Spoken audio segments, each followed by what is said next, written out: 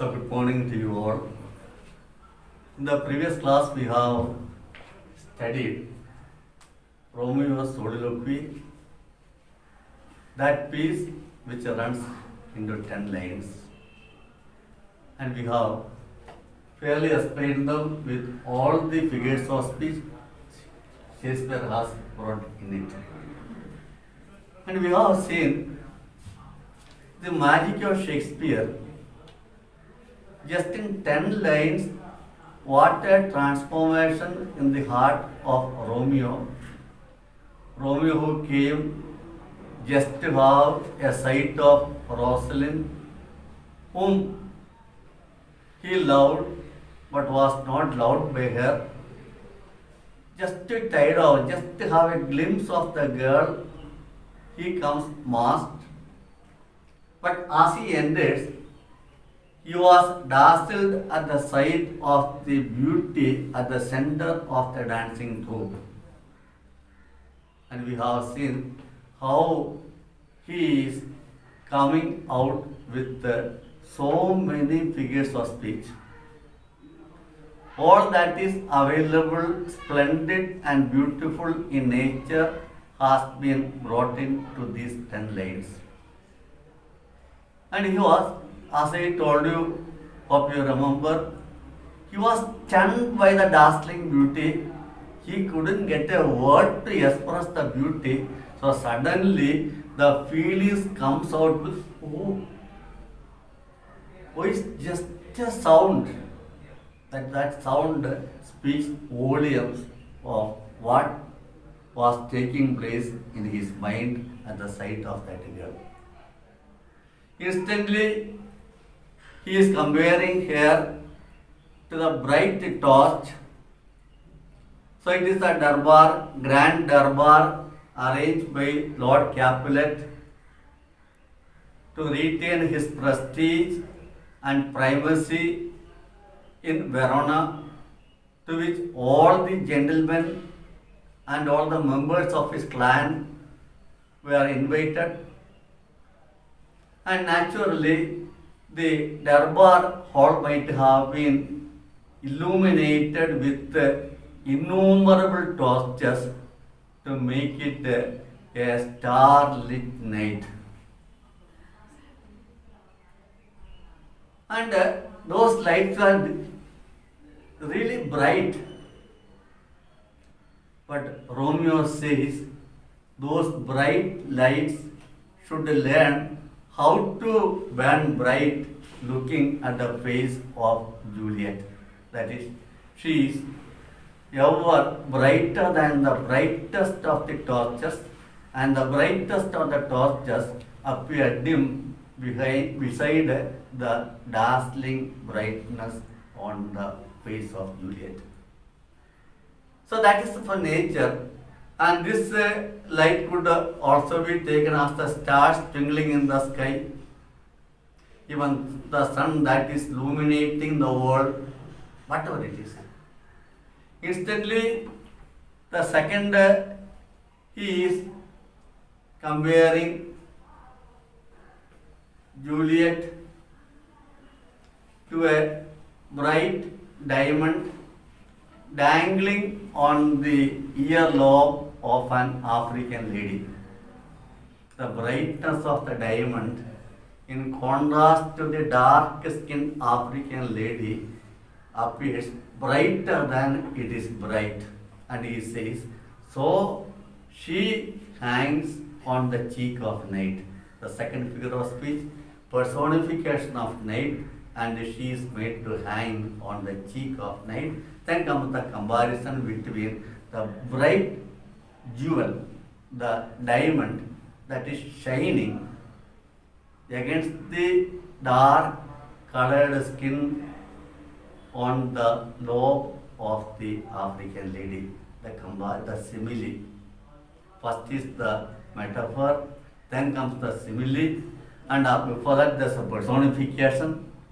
Now he says, that's what a beauty, I have no words to express. All the words that you can find in the dictionary will not be able to express what her beauty is. That is what he says, beauty too rich for use, earth to dear. I have told we have seen the last day. He is under the impression that a girl, dazzlingly beautiful, is not a human being. She must be a heavenly goddess. By mistake has come down to earth. So this is not the place fit for her. She has come out from heaven. That is her dwelling place. We have to accept. Then again, another comparison. He is very uncharitable here. He is comparing the lady at the center of the dancing group to a white dove, snow white dove in the group of trooping with the black cross. Actually, all the girls dancing there are Italian girls. All of them are very fair skinned. Juliet may be a grade above the others. But this love is blind, and he makes everything blind, and he, with his blind eyes, he sees them all dark just to make Juliet more beautiful. She is compared to a snow white dove, and all the dancing companions to black cross. A comparison and overstatement. Every line we find a figure of speech. Then he says, yonder lady over her fellows equals. Now we have seen the fantastic imagination of Shakespeare. How he says, when the dance is over, I will watch where she stands. I will instantly become a pilgrim, and is she a goddess? The place where she stands is a temple. We are used to make pilgrimages to temples to get the blessings of God. We devotees go and touch the feet of goddess or gods, and we feel the current of blessing has passed into our human body. He wants to have that experience, and he does it. He goes over as a pilgrim where she stands as a goddess, the place a shrine. He goes, what he says, just by touching her hand, my rough hand will become holy, because holiness passing like electricity into the human body. And there we stopped it last year there. Such a beautiful conversation takes place there, so much. And he says he wants to touch, and he continues to say, if I have profaned you by touching, I will do atonement. How will do atonement? I will kiss and take it away. Then God says, no kiss. Then he says, has not Goddess lips? He says, Goddess lips are for prayer. Then he kisses, and she appears to be shocked, and he says, I will take back. How? With one more kiss. It is time. The nurse comes and disturbs. She comes and tells Juliet that her mother calls her. Now, we stopped it here last day. Now, before we go to the second part, the soliloquy of Juliet in Act 3, Scene 2, lines 17 to 25, so many things happen. So if we simply look at those 9 lines, you won't get what it is.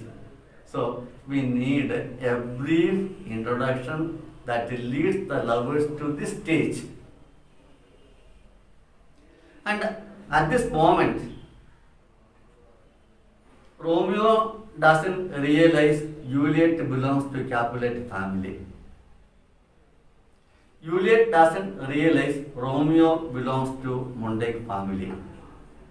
After Juliet has been called by her mother. He asked the nurse who that lady is.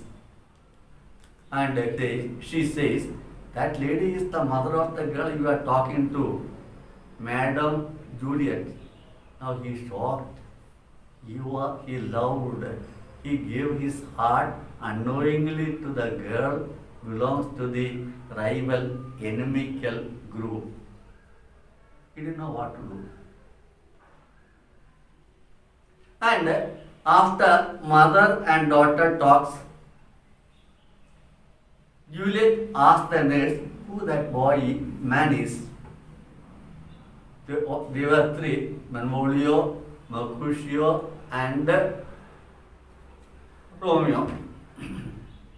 And the lady didn't know, lady comes and asks and goes back and tells that is Romeo, the only son of Monday, your enemy. She also gets shocked. She loved her enemy. Now, we don't know how Shakespeare is transforming the situation. This is the Act 1. Act 2, if you get time to read, you can't imagine how Shakespeare can talk the language of a 13-year-old girl so exactly. Juliet is just 13, going on 14. Probably maybe 3 or 4 years elder to her. And she goes there, goes back to her mansion. Romeo, Benvolio and Mercutio, they return to their home in the cover of darkness. Strangely, midway through, Benvolio and Mercutio miss Romeo. They call out for him cousin, but Romeo is not anywhere there. Romeo, in the cover of darkness, escaped the company and went to the mansion of Juliet. And he entered the orchard. And there he is looking up to the balcony where Juliet stands. And Juliet is making a soliloquy. Unknowingly,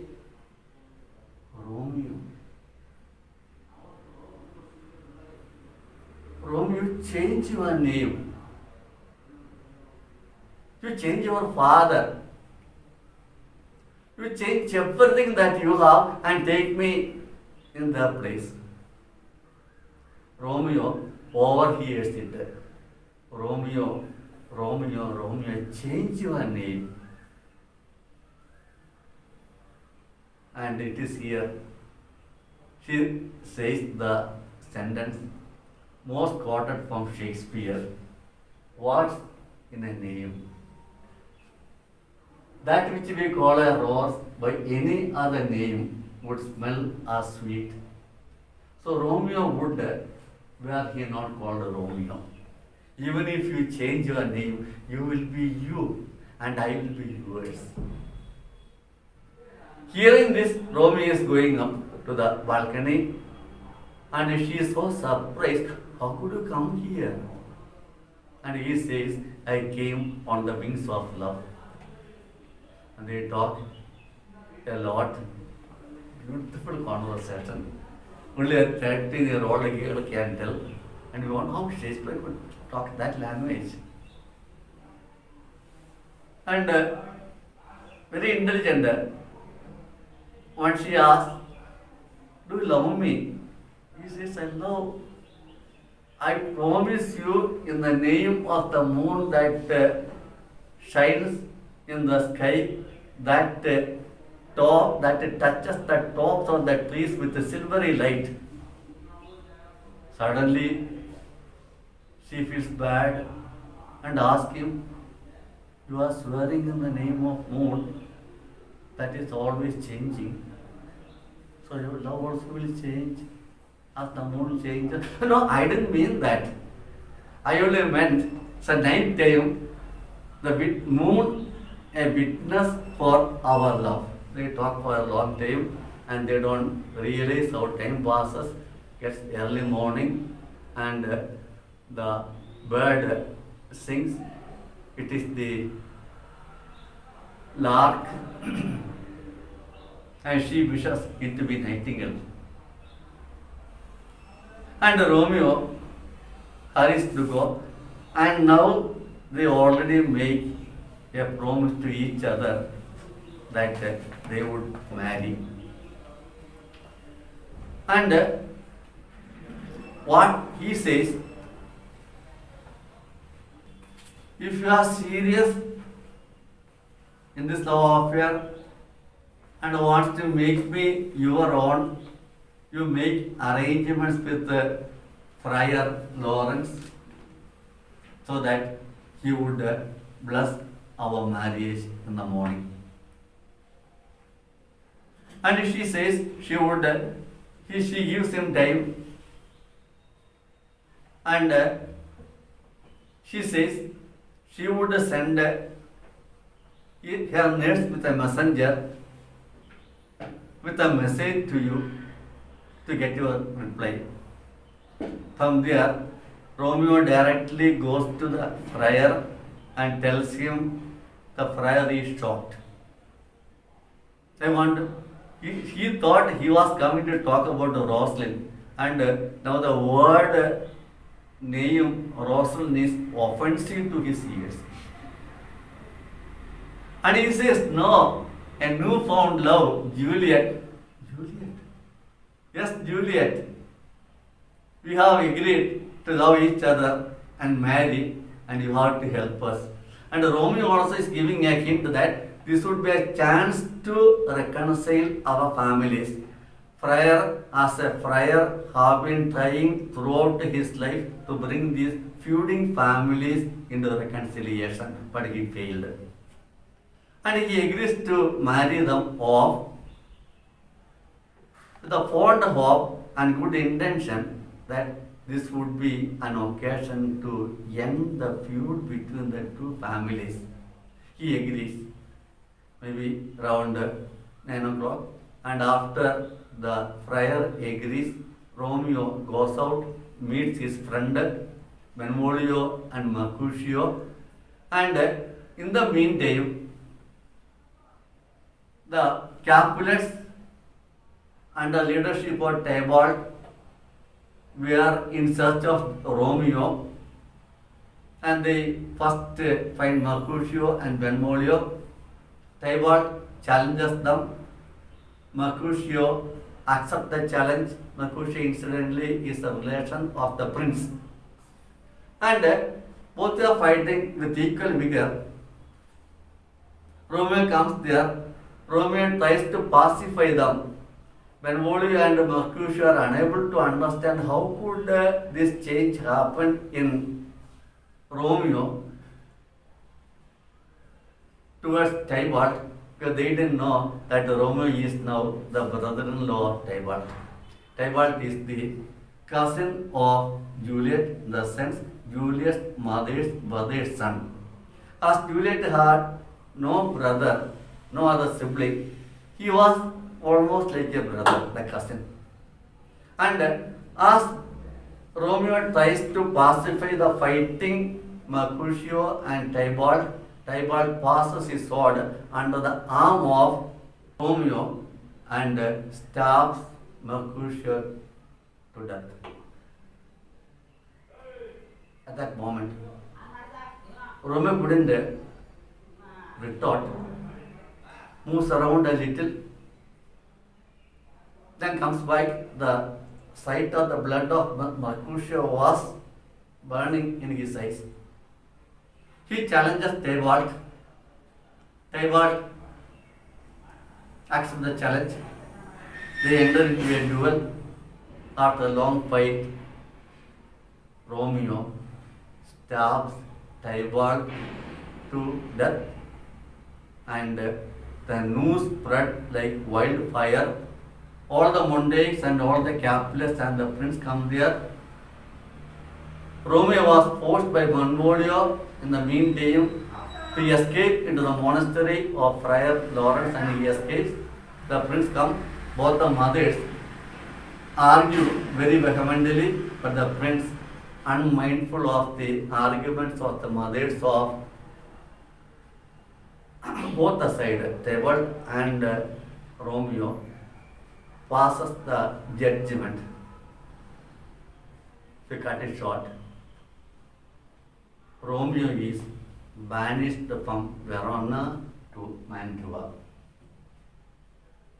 He must not be seen here tomorrow. If seen, that is his death. Now he goes by